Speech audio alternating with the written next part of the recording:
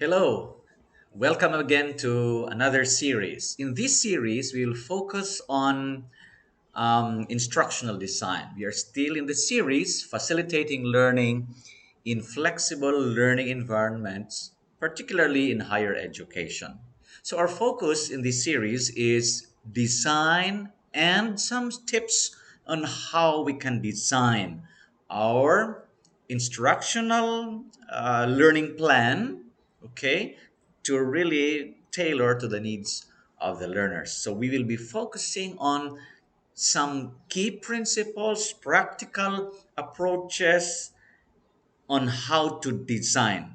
Very important is designing instruction, designing some learning plans, how we engineer. So we will be doing some planning, engineering, some structures.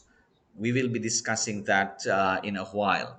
All right. So just a review. We started session two with uh, how to design the environment. So if the environment is designed, our equipment there, our CMS there, our technologies are around, then we can proceed to really designing instruction. It's not just assigning, giving a to-do list, but we have to follow some structure, some models of instructional design. We will discuss that briefly here. So, just a review of what we had. So, students are working, students are doing their tasks, but these learning experiences are anchored, are based on a step by step step by step process. And there are names that we will be introduced, concepts we will be introducing here. So even if the person is behind the computer, the learner follows a learning design, a teaching learning design. Okay? So behind the computer, even if the student goes to the classroom alone, he or she follows a design. So um, we are targeting that learners leave the institution if they go through online, blended, by following instructional designs. And we hope to graduate many of them, all of them, with um, we graduate them with enough experience, a very organized experience in teaching and learning. Okay, so we will be now delving into andragogy, pedagogy. What can we explore as teachers? What are our options? What are some suggestions? What are practical things that we can do? So how do we design flexible learning? Sir, how do we design? How do we design? What is the structure? Many of my students are, are at the first place. We're confused. How do we teach? We, people will say, you smile. So those are practical. You smile, you open the class with prayer, etc., etc., and you ask questions. These are some common things they say. But we have to emphasize design, okay, design structure, and that's what I will emphasize in this session. Many of us, when we go to flexible learning, will say, I have all this technology, I can do platform, I can do Schoology, I can get inside there and have a chat with the learners. In fact, we can have video conferencing there. We can all these technologies through cell phone, through mobile phones. You have all these technologies, but people are tech focused, very tech focused, and we are reminded that we don't need to be tech focused. Okay, we don't need to be tech focused. It's not being tech focused that we have to emphasize. We have very nice technologies, yes, we have all the computers there, but the learning design, the teaching learning design is absent. The process, how to facilitate, how to impart knowledge, how to deliver information in a very structured way, that or flexible way, that is what we will discuss today. I hope this will help our teachers. So Let's review again pedagogy. In our generic definition, we said that we can still use this concept pedagogy if our definition is any conscious activity by one person designed to enhance learning. So that activity is designed to enhance learning. So this activity is the structuring. So I'm saying structure here at the side. Content, context. What's the context? If our context is online, if our context is face to face, what's inside there? What is the structure? What is the process of learning? How do we go about step by step in the process of learning or in the process of teaching? And the teacher must be aware there because he is the designer. So let's consider here strongly that the teacher is a designer. Designer. You design a cake, just like that. No, you design a fashion designer. They have shapes to follow, the cuts and curves. Okay, cuts and curves of the dress. Oh, okay, of the out of the material. See here also in pedagogy, we have this is an activity. We are conscious that we can design. Okay, design. What's the first part? What's the second part? What's the first step? The second, the third step. On what basis are we doing these steps? Even in lecturing, we have steps. So we will try to address that here. Okay. Now, during many of us are giving out modules to our learners. Okay. So what is the structure of the module? Let's define this first because all our designs, all our instructional designs can probably be housed inside a module. Okay, so when we say a module, it is a tool. Okay, a tool. This a tool that provides course materials in a logical. I like that idea that the module is logical, sequential, order. All right, I will emphasize these words because these are very important words. Guiding students through content and assessment. I'll highlight this because this is important. See, it is a tool. A tool. It's not a textbook, but a tool. A tool where inside that module you have a logical, sequential, orderly uh, set of materials that is inside there guiding students through the content, and the content of the module will include the activities and of course the content vis-a-vis the content truly of the discipline and some assessments that we can place there to check the understanding of the learners in the order specified by the instructor. See, the instructor is the designer here. Okay. And what can we insert in the module? We can insert text, files, web links, discussion topics, assignments, tests, quizzes, and so on. Assessments, everything. Okay, so we can place that in the mobile, but we have to be flexible here. See, here you have already a very a wide range of what you can provide, and this will allow flexibility. Text, files, web links, discussion, etc. But we have to order the sequence. Okay, is important. So that's a module. So inside this module should be a sequence. How do we sequence learning? That's what we will discuss. That we will in place inside the module. So how do we design it? How do we design it? There are very important principles we have to discuss as part of our design. We will integrate principles from community of inquiry framework, and I will also discuss dimensions of learning framework. So that's design. So an online module, still the same. It's some, if we will say print, it's there. Self learning modules, okay, that's the definition. We will also adapt the same definition if we will design online learning module. We have to format it, we have to sequence, we have to structure, and we can insert as many materials, as many instructional aids so that students can access all those materials, and that will define flexibility. Here are some lessons in curriculum design. Curriculum design and planning is the process of developing lessons. You see, curriculum design. We design lesson planning, for example, part of it. The process, a process of developing. What's the process of developing lessons? How shall we process the assignments, the units, the projects to teach students what? Knowledge and skills. And we incorporate in the lesson design district or shared standards, and this will define some of the objectives that we will teach inside this module or a series of lessons. Curriculum is any document, a generic definition of curriculum is any document that exists in a school that defines the works of the teachers and by identifying content to be taught and the methods to be used. You see, that's part of curriculum.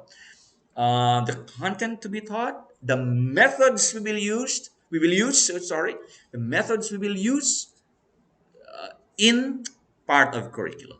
Okay. So these are non-negotiables in curriculum design. Begin with the end in mind. We know that the learning targets, the learning outcomes, we have to place it in advance. We have to determine in advance. We unpack the standards of government, whatever the standards of the government are, or whatever our institutional standards, we integrate. We unpack them and we place them, integrate into the modules. Transfer goal. Transfer is the bottom goal of all learning. Transfer of learning. It's not only knowledge acquisition, but using knowledge meaningfully in real life situation. Okay, so transfer goals. How do we transfer learning? The goal of learning is transfer of learning. Whatever we have learned, as acquired in terms of knowledge and skills, we have to transfer, apply in real life situations. Non-negotiable in curriculum design, design formative assessments. Formative assessments are very important. These are checking for understanding. These are help, support for an instructional tool that will help the teacher in promoting achievement. If you know how to implement formative designs, you form learning by assessing. So, assessing for instruction, assessing learners of what they have done, helping them, scaffolding, helping them so that they can obtain maximum learning. Implement the curriculum. It's non-negotiable in curriculum design. After we have designed our modules, for instance, our instructional plans, after we design micro lessons, or macro when we say curriculum plans, syllabi, course outlines, okay, a curriculum from macro to micro. The micro we implement, okay, and we implement, and part of the implementation of curriculum is we monitor, we secure feedback from our students, stakeholders, we assess our students because we have that implemented and assessed curriculum. So let's address that, and this is very important in curriculum design. That's why inside a syllabi, inside the the curriculum document, like lesson plan, a module, there should be assessments there, okay, to ensure that we get feedback from students. Now, when we develop, for example, online learning module, there are some principles. This is my suggestion. We can integrate these principles, but I will just be discussing two of these. We don't have the luxury of time, but in my approach to instructional design, particularly in module making, I'm considering these principles that I have stated. But I will just be discussing two of these. One, I will be talking about dimensions of learning and the community of framework, the revised version that I have revised. This is what I will integrate in this discussion. So I'll be discussing two of these frameworks, and this will also serve as our basis in designing some modules. So that's what I will discuss this morning. So I will go to dimensions of learning. These are aspects of learning that we should consider when doing curriculum, when doing instruction, when assessing students. And these are five dimensions of learning. If we can reach, if our module can house at least until dimension four, that will be great to start with. Okay? So what are the assumptions? Let's begin. What are the assumptions in dimensions of learning? Instruction must reflect the best of what we know about how learning occurs. In these dimensions of learning framework, I think Marzano has been leading. Marzano Robert has been leading this. And since 1994, I have fallen in love with dimensions of learning. Since 1994, it's already 2020. Since 1994, I have been falling in love with dimensions of learning, have been experimenting, have been applying, adapting some of these, and these are the areas of the dimensions of learning really tells you how learning occurs. Learning involves a complex system of interactive processes. So the dimensions of learning from dimension one, 2, 3, 4, these are interactive processes. And these are types of thinking that we have to to to use, to maximize in our teaching and learning. And we will be discussing these one by one. Curriculum should include the explicit teaching of attitudes. Okay, in DOL, we in dimensions of learning, we include here explicit teaching of attitudes, not only attitudes, but habits, mental habits, perceptions that facilitate learning. And dimensions of learning, just an introduction of this, is a comprehensive approach to instruction, which, okay, this is a very comprehensive approach to instruction. We are directing, it's teacher directed, and at the same time, it's more student directed. It keeps the balance between teachers' directions and students' participation and involvement in the teaching learning process. Okay, and we will notice in dimensions of learning that here we have to employ assessment that will focus on the use of knowledge. We will notice later on the dimensions of learning, use of knowledge. Okay, using knowledge meaningfully. All right. So the dimensions of learning helps us define the learning process. The focus of dimensions of learning is learning. It also addresses the planning in curriculum assessment, and it will take five aspects, five critical aspects, and they can be in sequence too. Now, what are the dimensions of learning? I will just scroll back. I'm sorry. I will just be scrolling back. See, dimension one, positive attitudes and perceptions about learning. Dimension two, acquiring and integrating knowledge. Dimension three, extending and refining knowledge. Dimension four, using knowledge meaningfully. And dimension five, productive habits of mind. See, this is learning. Okay, learning. The first dimension is we cannot learn something if we have not developed a positive attitude towards learning. That's the first step in every learning experience. So here in the dimensions of learning, we are made to understand, made to realize that we cannot learn something if we don't have positive attitudes and perceptions on learning. So the first step, the implication here is, as a teacher, the first that you will do is develop positive attitudes and perceptions on learning. Here, your motivation can come in. You have to attract students to learning. And what are the approaches that you will employ? You can be creative, and after developing positive perceptions on learning, you acquire knowledge. Okay, acquire. So you are ready now to acquire knowledge and integrate knowledge. If you have prior knowledge associated with this new knowledge, you can integrate. All right. integration. So that's why it's called acquiring, integrating knowledge. Number three, dimension. So after acquiring and integrating knowledge, we go to another dimension, and that is extending and refining knowledge. You see, we extend knowledge.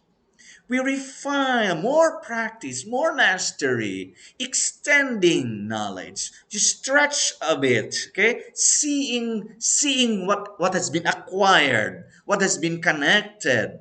Okay? So if you learn x plus y, blah blah blah, how can that be extended and how can that be refined? So after acquiring, we extend, we refine. And then dimension four, using knowledge meaningfully. Now that you have already a full understanding of what you have acquired, you have a very positive attitude, and you continue learning, you integrate knowledge, you extend, you refine knowledge. Now you can use knowledge meaningfully. And that is application. And see, you can, in these areas, you can be flexible. I will discuss that later on. So, and last of all, productive habits of mind, creative thinking. You apply strategies in creative thinking, critical thinking, self regulated thinking. So, these are the dimensions. And we want to ensure, we should ensure that when we teach, when we design instruction, our instruction must reach at least level 4, dimension 4, dimension 5. Many only reach dimension 2. Acquire, integrate. Okay, after acquire and integrate, quiz. We go to the next topic. Acquire, integrate knowledge. Okay, we have it here in a memory. But we have not extended to dimension 3. Dimension 3, extending and refining knowledge, processing more, stretching connections of linkage of categories of learning, concepts being linked, and then synthesizing them, divergent thinking towards more concepts associated with a particular concept. And then we apply, use knowledge meaningfully. I think that's the reason why we are into outcomes-based education. I think that's the reason why we are into outcomes-based education. And do we know the reason why the Philippine government has extended its framework to outcomes-based education? We have realized that the market, okay, the industries, there's a mismatch between our graduates and the industries. Why? They have only reached dimension 2. They can't extend and refine knowledge. They can't use knowledge meaningfully in real life situations. Can't apply. So that's why the industries will have retraining, will have some more professional development when after hiring because of those issues.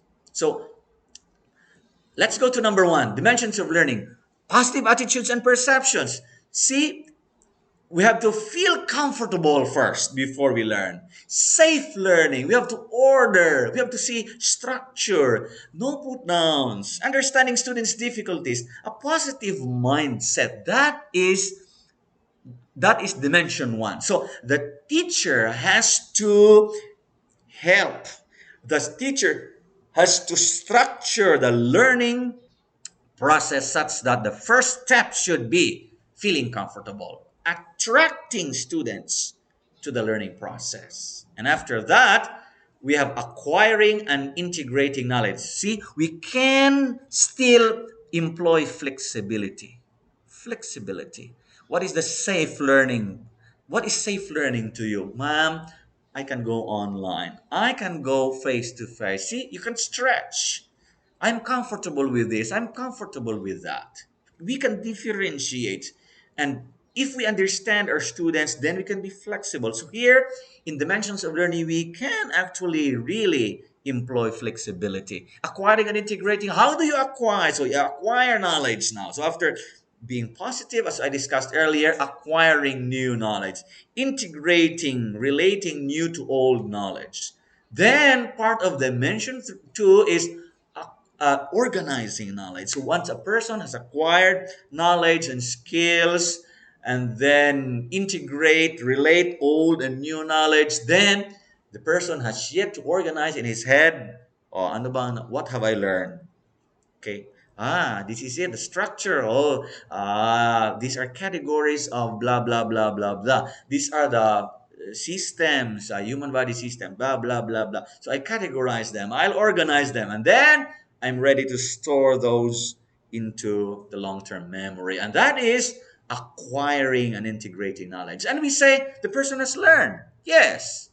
Now, how can we apply flexibility there? All right, apply flexibility. Okay, the strategies in how to acquire knowledge, reading. Okay, not only lecturing all the time, but you can provide other aids like videos and okay laboratory, other activities that they can acquire knowledge. So we are not only so by acquiring new knowledge and skills, if the teacher can design okay the lesson such that the acquiring and integrating knowledge can be done through various modes, and they have options. The students, okay, there's lecture, there is group discussion, there is, so we can have flexibility there instead of being very rigid like lecture na lang palagi. Always lecture. Dimension 3, extending and refining knowledge. See, after you have acquired and integrated knowledge, then you don't stop there in the dimensions of learning. We go to the next dimension, which is extending and refining knowledge. When we extend and refine knowledge, see, adding new distinctions and making further connections. How do we do connections? Okay, for example, I have just learned how to bake this and that, how to bake chiffon cake. Now, how can I further? How can I extend and refine my knowledge? Can I also do this kind of baking? Can I also do this banana bread? The same, are the principles the same? Can I extend, refine that knowledge? So what can you do? You can be flexible. These are the strategies that we can be flexible. Maybe it's comparing, okay, comparing that works best. It is classifying maybe that works best. It's making inductions, making deductions, analyzing errors, creating and analyzing support, analyzing perspectives, abstracting. These are some strategies. We can be flexible. We can provide these options. Okay? So if the learner have difficulty classifying, maybe just comparing first. All right. So we can adjust. We can be flexible in that area. Here, design, right? The design, the content and the design, the process, the delivery, we can actually be flexible in this dimension. Extending and refining knowledge. So we can be flexible there. Using knowledge meaningfully, effective learning occurs when students are able to use knowledge to perform meaningful tasks. See, this is now what government would like to see from our graduates, that they are able to use knowledge to perform meaningful tasks in the industries. Whereas before, as they said, we have difficulty with our graduates. So we can be flexible in the application. So we can say, okay, learner, student, use knowledge, apply this knowledge to various situations. And these various meaningful tasks can be flexible. We link to the concept of competency. All right. So here they can be competent by applying. You are more competent when you can apply knowledge to real life situations. And in the process of application, in the process of developing the skill how to apply, we can be flexible. Okay, we can apply it in this, we can apply it in that, we can apply it in this, not just saying we can only apply it in this. You can provide many opportunities for learners to transfer knowledge to various situations in life. That's flexibility. Look at this. Okay?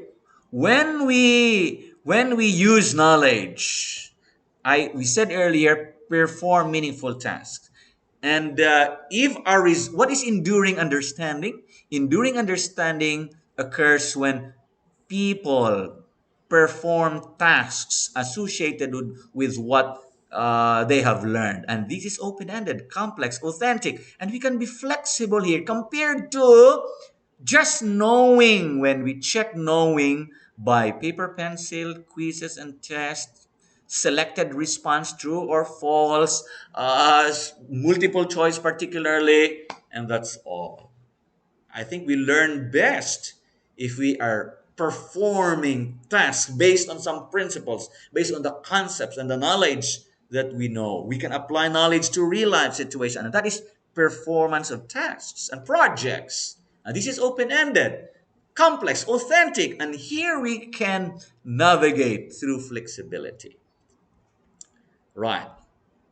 Dimension four, we have using knowledge meaningfully. You see, we can use knowledge. How do we use knowledge meaningfully? There are meaningful tasks: decision making, investigation, experimental inquiry, problem solving, invention. See, oh, look, maybe one student will say, ma'am, I will decide on a project that I will decide on something related to this topic.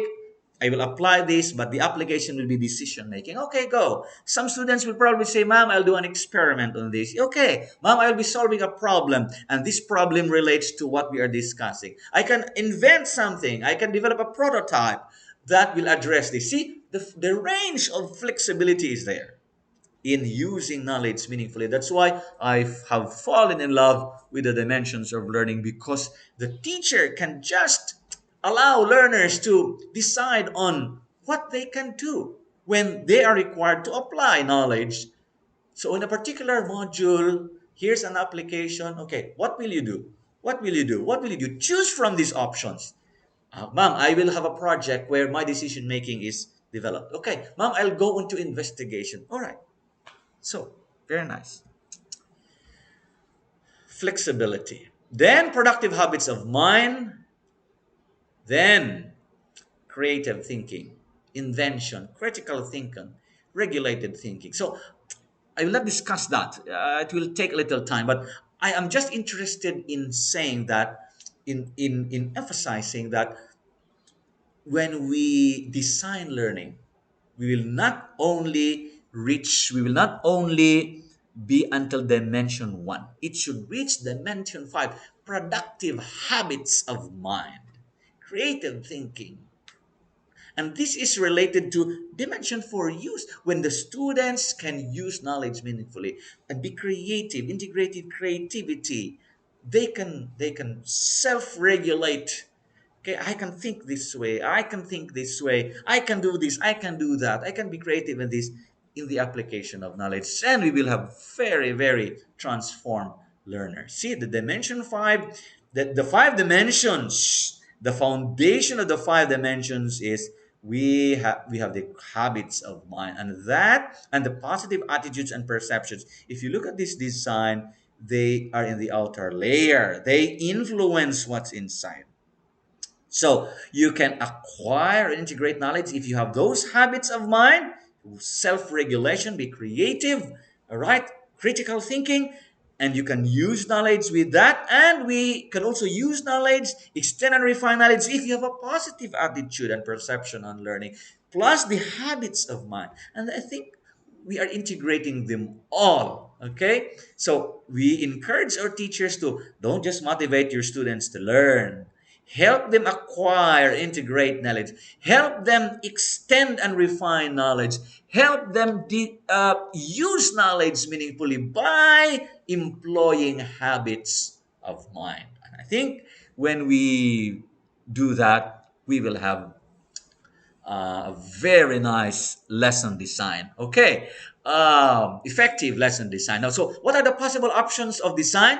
We have dimensions of learning. That's one. We also have experiential learning. Number two, we have direct instruction, Madeline Hunter's model, and I will discuss place-based instruction. I discussed dimensions of learning first because this is foundation. We have to understand how learning occurs. So, learning occurs within those five dimensions. We start with one until five. Now, so if we'll put that dimension, if we'll put that in um, in the dimensions, if we will place that in in a module, how will a module look like? What will the structure of the module? I adapted this from one of my trainees in Mindanao, and they said, "Sir, can we personalize the dimensions of learning instead of saying the first part of the module will be positive attitudes and perceptions? Can we choose?"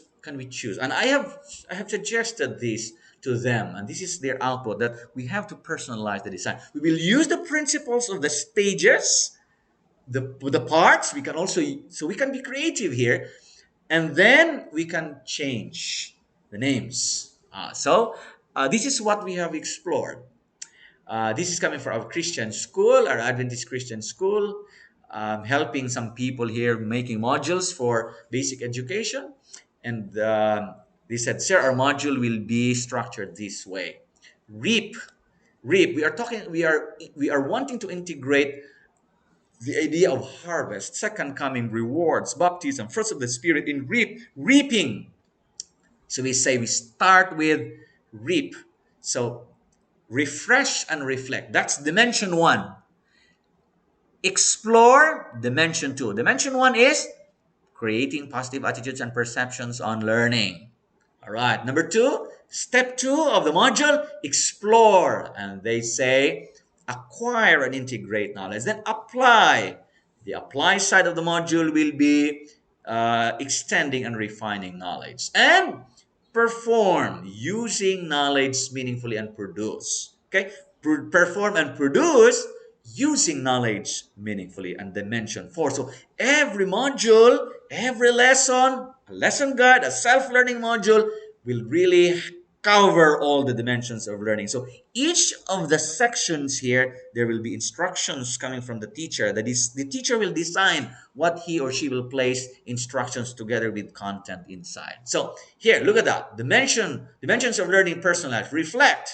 So here in reflect and refresh and reflect, dimension one, the teacher will place the introduction of the lesson. If it is a module, the introduction of the lesson is there. Then next, the learning targets or objectives. Then follows a very short devotional, because we want to ensure that there is spiritual nurture. The motivation comes from God before acquiring and integrating knowledge, before content and skills will be covered in the module. So in E, explore, dimension two here, the beginning of the lesson. So in the module there, the content will be shared, how content will be accessed, and here flexibility can be addressed. Okay, then apply in various settings. So here in apply, teachers will provide instructions, guide how to apply knowledge, some requirements, some tasks, and uh, going towards perform, when students have to produce, okay, outcomes, learning outcomes. They can show to the teacher that they have really acquired knowledge by applying, by using knowledge meaningfully. And this is outcomes based education. So it's not only until dimension two, when after dimension two we quit. So this is how the learner, or this is how the professor, the instructor design the module. So those are the parts. I wish I can show a sample, but I need to ask permission. So what? Okay, that's design number one. We can use dimension of learning, so we can format our module uh, face to face or online using dimensions of learning. I wish we can have workshop how to do this, but this is just the style. This is how we organize, we structure, and inside the parts of the dimensions of learning, which are personalized already, you can place all the content of the module. Let's go to experiential learning. Okay,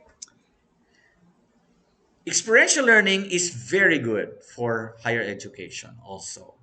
Okay, we will apply reflection. This is reflection on direct, concrete experience. Many of our higher education curriculum um, include various concrete experiences in the laboratory, internship, field work, or you can design the course to be experiential in nature if you have if you see it fit. And learning that is experiential, you have reflection and critical analysis and synthesis. So in experiential learning, if you follow that cycle, you will see that this is very good for um, higher education students. In experiential learning, you are giving opportunities for students to decide, making decisions, being creative, development of social and emotional skills. The possibilities are, of course, in experiential learning, students can commit mistakes, but they will experience natural consequences of the decisions they have made. And of course, experiential learning promises success. So let's take a look at what is the modular approach. If it is experiential learning, these are the steps, the cycle. So you will expose the students to a concrete experience, and after experiencing a concrete experience in real life, particularly, then they will go to reflection, reflective observation.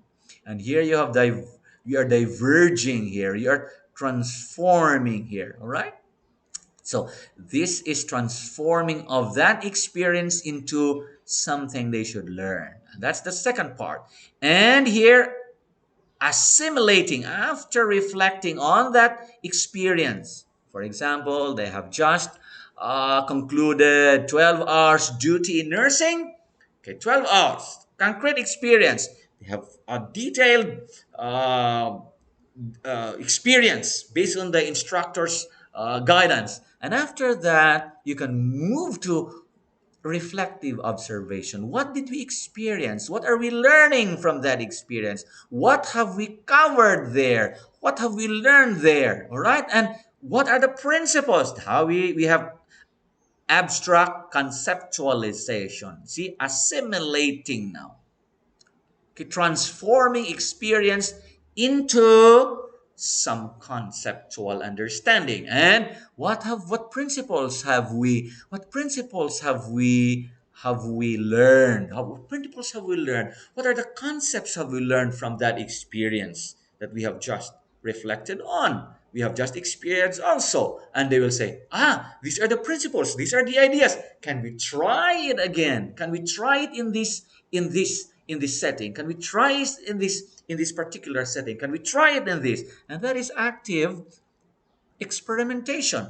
We are now converging and accommodating new principles after trying principles out that they have learned from the initial experience, and the cycle continues until the learning expands. Until so the more they are exposed to field work, the more they are exposed to an experience, the more they broaden their understanding.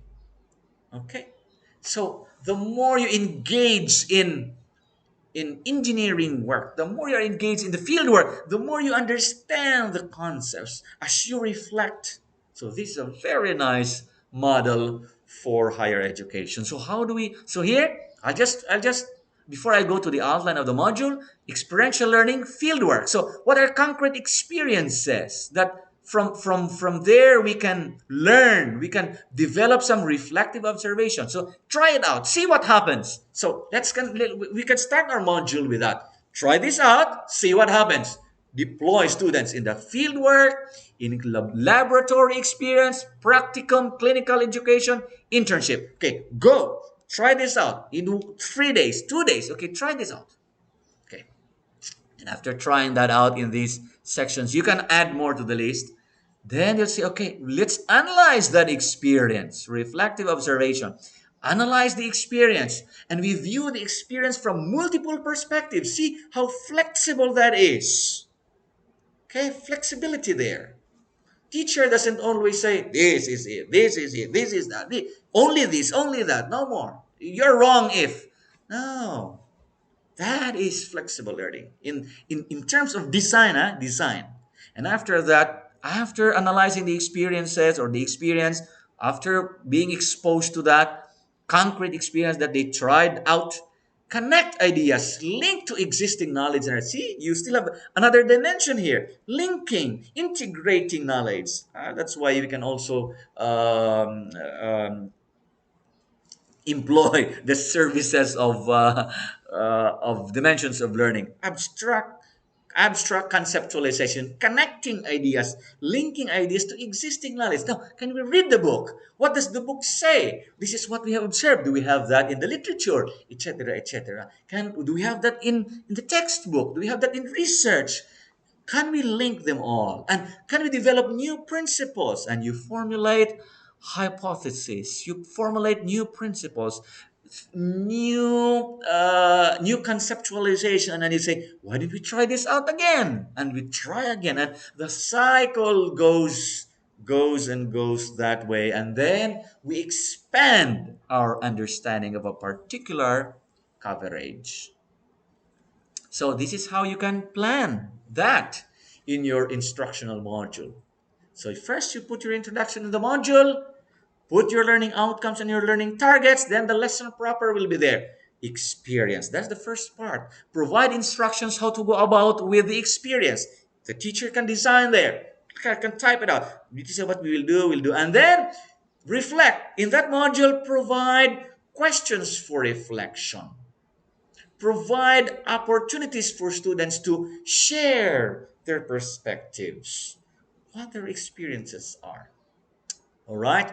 Then conceptualize, generate principles and concepts with references to existing knowledge. You can instruct students there. You can guide them how to find literature, how to find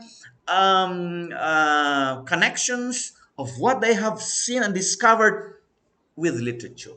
Okay? And this is very interesting. Empowering. Okay? Habits of mind development among learners. And we can experiment. Try that out. Say, open again. Open. Flexible again. They will say, sir, we have found this principle. This is what we discovered. And we also found this in literature. Can we try this one? Okay, you try. Let's try. Then the cycle goes there. And you employ technology.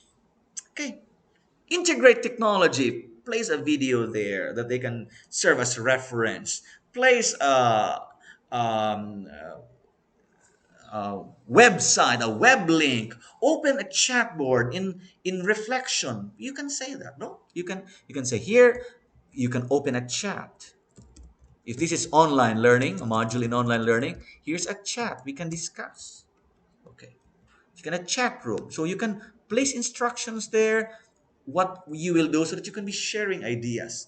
Even in the, very nice. You can really employ. You play around with this and you will enjoy it if you will apply it in your classes. Reflection. If you reflect, you can ask what happened. So in the reflection side here, reflective observation, you can ask these questions. What happened? What did we experience and feel? What are the reasons? What made us experience that? What made us feel that way? If you view the experience from that perspective, what principles can be drawn? Okay, if you view that experience from this perspective, that which we have just experienced. Okay, for example, they went inside the operating room, few nurses, student nurses. You can ask them, what happened? What did we experience? What did we feel?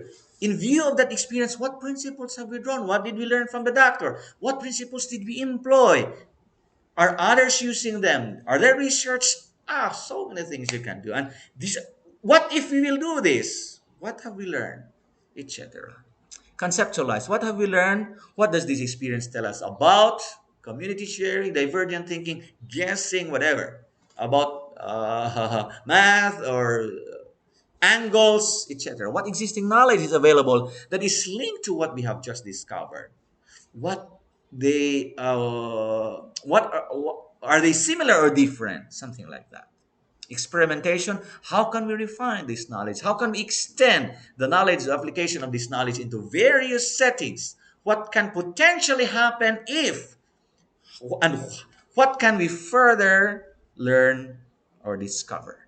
So here we have activity, what happened, facts, then reflection, what did I experience, what, why did that happen, what do I do next? So simple. So I will, so this is, we are just repeating, we are just emphasizing that this is uh, concrete experience, engaging directly, authentic experience, and then we go with the cycle. Usefulness of experiential learning, practical skills and concepts in real world. We practice skills and concepts in real world practical settings, and I think this is what I really say that this is what higher education students need. Not only sitting down inside the classroom, they love to experiment, they love to do things and apply in real life. Enhance understanding of content. So we have content started by reading. In fact, we will discuss flipped classrooms here. Then you can they can try concepts out. Development of multiple perspectives, and if they do this outside the classroom together with their friends, together with groupings and all, they can develop interpersonal skills. So it is very flexible, very flexible. Number three is place-based education. By the way, in experiential learning, service learning is part of that. Service learning. All right? So we can integrate service learning also in experiential learning. I'll not discuss that. That's a very long discussion to cover. Number three, place-based education. What are the this is something, this is new, but new term, but it's actually very old concept, but many educators have changed its name to place based education. This is design number three. What are the features of place-based education? This is student-centered form of learning. It emphasizes inquiry into topics of importance in the community. See, the place is the community. So there are topics in the class, but we look at the importance of the topics in a community. And I think, and I believe, and when I look at the curriculum of higher education, this is the emphasis: outcomes, outcomes, topics of importance, an element of the outcomes. Okay, knowledge is also socially constructed. Okay, topics of importance in the community.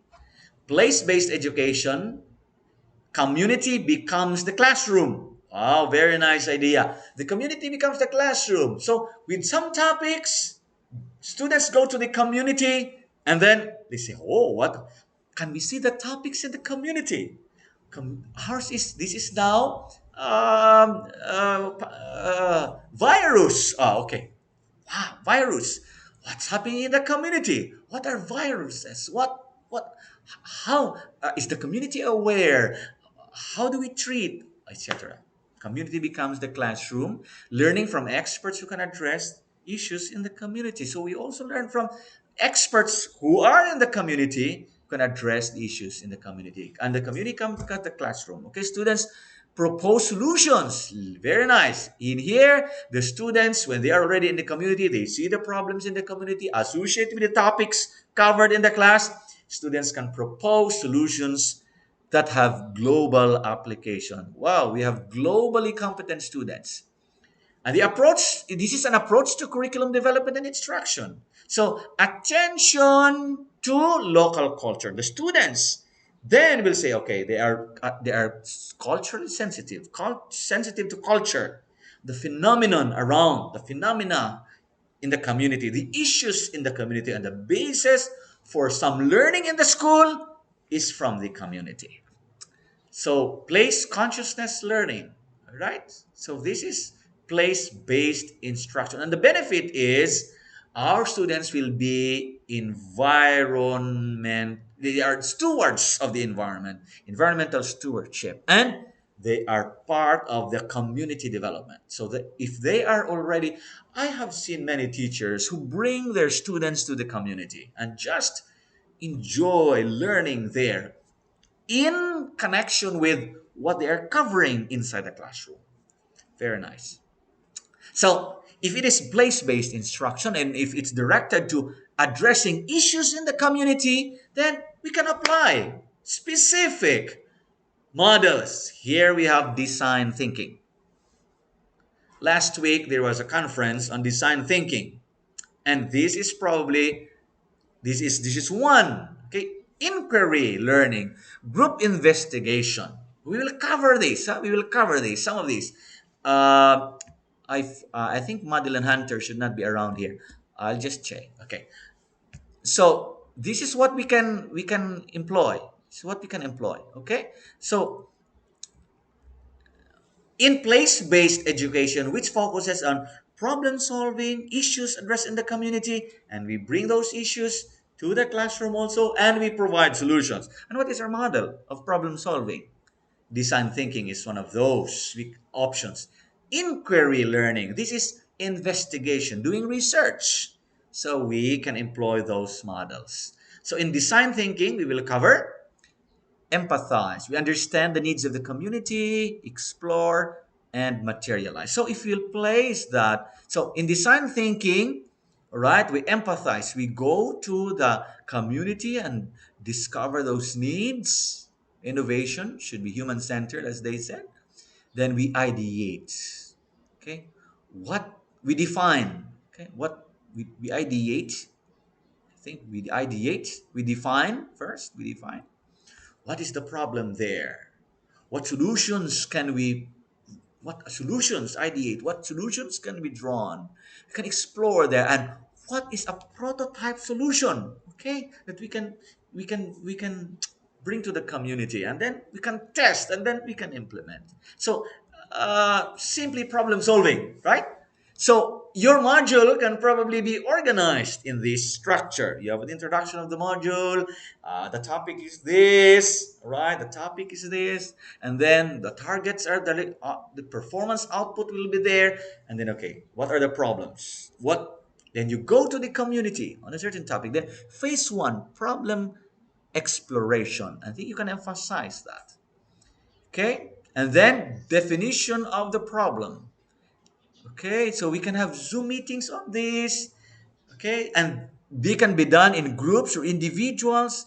We create solutions, prototyping, testing, and implementing. So the phases of learning. This is still a learning process. And we are doing this in the context of classroom and community. We bring the topics of the community and see it in the topics in the classroom online or face to face. We can adjust, we can flex, and then we say what's in the community and we put together what are the issues there, how can we solve, what are the concepts associated, so you don't lose content actually, but you are extending and refining knowledge. You are using knowledge meaningfully by design thinking, and you can do that by groups as well. You follow the group investigation model, still identifying the topic in groups. If that I should say design thinking is problem solving, but group investigation is research. Okay, group research, group investigation. So what's the issue? So we will go, okay, let's apply research, group investigation. We go out there planning for the investigation, then you carry out the investigation, you prepare the report, you present the final report and evaluation. And these are the steps of learning that you can employ in the module.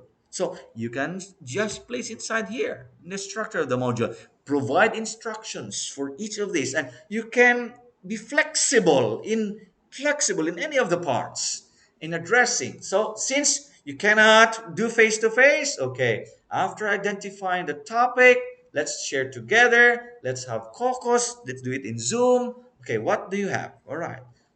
How do you plan your investigation? Share. We can have chat. You can be flexible and reporting.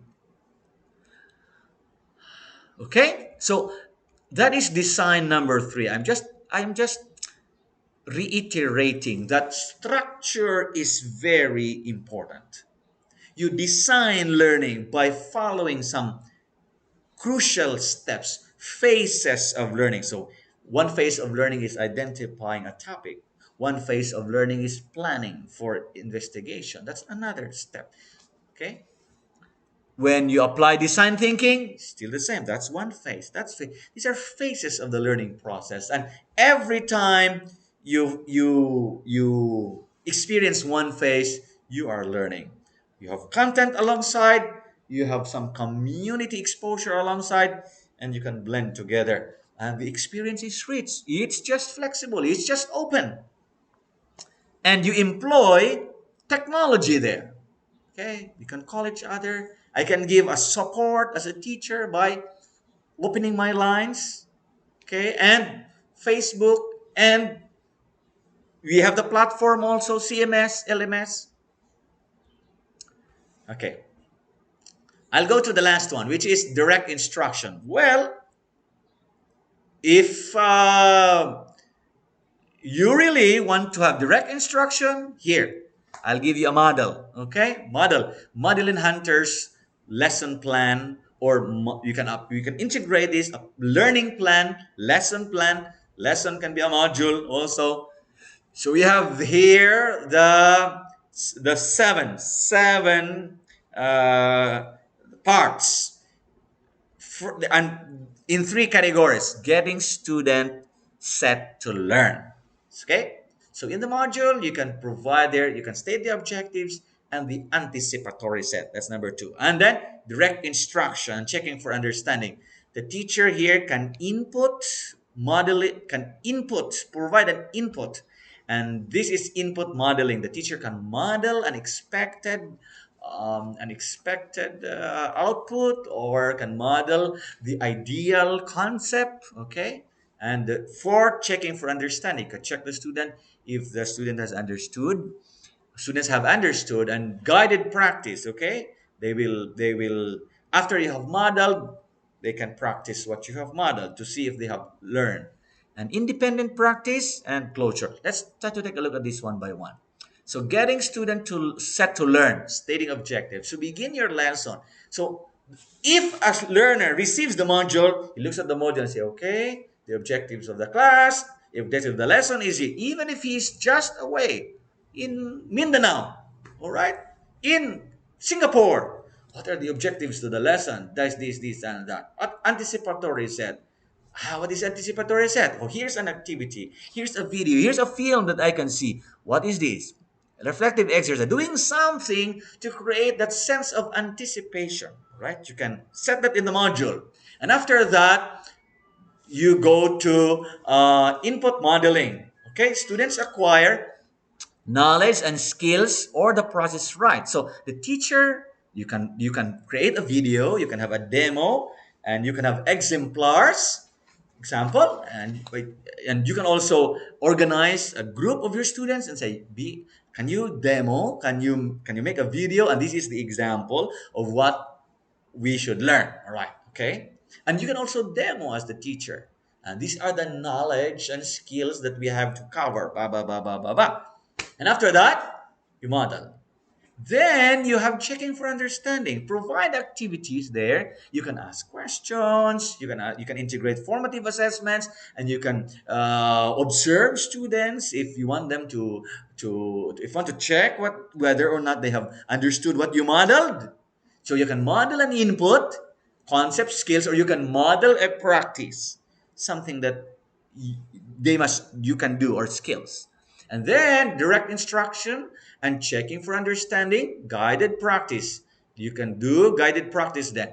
So you can. The next is guided practice. Students demonstrate model skills or processes. So that's what they can do.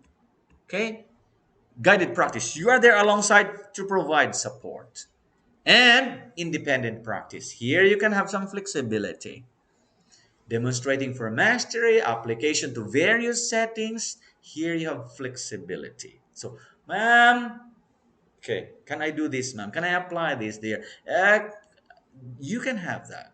All right. And also in the last part is summary and reflection. They can reflect, they can provide their thoughts, they can share what they have learned, and these are from different perspectives. after applying them in various settings. So even in direct instruction, if there are topics that really require direct instruction, you cannot design it for place-based problem solving or dimensions of learning. Then it's you can have direct instruction, but employ flexibility. And if this, even if this is direct instruction, but if the instruction is, even if this is direct instruction, but if this is placed in um, online learning, wow, you are still addressing flexibility. Okay. If it's hybrid, also there's face to face and there's face to face, and this is there is face to face and there is online. Okay, hybrid. Still, you can address flexibility. So those are the models that I can share. And I hope you can try this out when you design your lessons, when you design your modules, self learning modules. They can be applied face to face, they can also be applied online. And you integrate as much technology. See, I have not discussed technology. But inside these stages, inside these phases of learning, dimensions of learning, you can place technology there. I can place a Zoom meeting. I can integrate chat here. I see these are just tools, the technology, but the design has to be really in place. The sequences of learning have to be really in place so that the students can be guided, the students will not be lost, they will achieve maximum learning. So, thank you very much for listening, and I hope that we will still be exploring new ideas, try them out, and our session free later will focus on facilitating learning in full online or blended learning environments. And I'll see you there. God bless everyone.